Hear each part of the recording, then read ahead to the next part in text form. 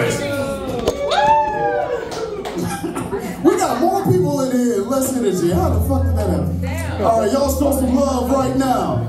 Eric is in Post-Hamas? Yeah. Oh, that's what's up. Give it up for Eric Post-Hamas! Thank you very much. Let's give it up for your last comic. He's friends with a gay Jew. He's a good guy. That's how it works. Gay Jews, gay Jews, gay Jews.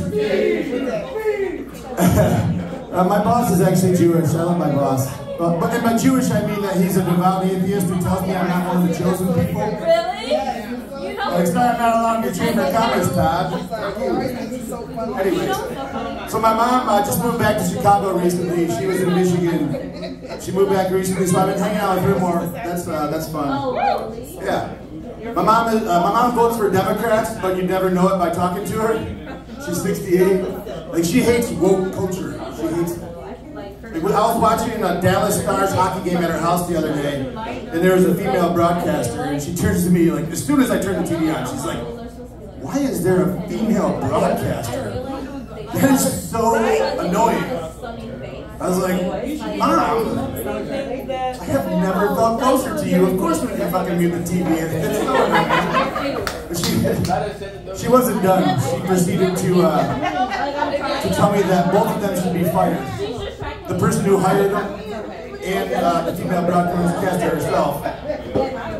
And that's a bad example. I got a better example of why she votes for Democrats and doesn't sound like it. She has 2 cats. Their names are Chicago and Cubs. Yeah, it's objectively adorable, right? And they're both strays. And she brought Cubs to the vet recently, and she found out 2 things about Cubs. Number 1, he has diabetes. And number 2, his previous owner, she found out through the chip, was an Asian woman. And so now, my mom felt a little differently.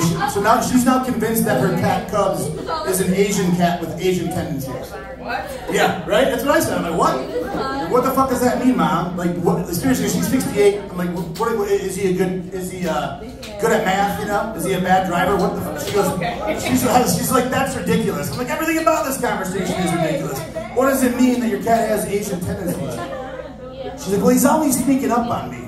I was like, you mean like a ninja? She goes, yeah, like a ninja. I was like, God damn it. But he does have diabetes, and that's pretty American if you ask me. Alright. I'll go to some jokes I've told before. Alright, speaking of motherhood, they say that motherhood is the hardest job of all. And that makes a lot of sense, considering how many women quit during their first 6 months. Am I right? Yeah. Goddamn. No, I'm pro-choice. I'm pro-choice. I don't even consider infants to be human beings, to be honest with you. Like, my friend had an infant, boo-boo infants.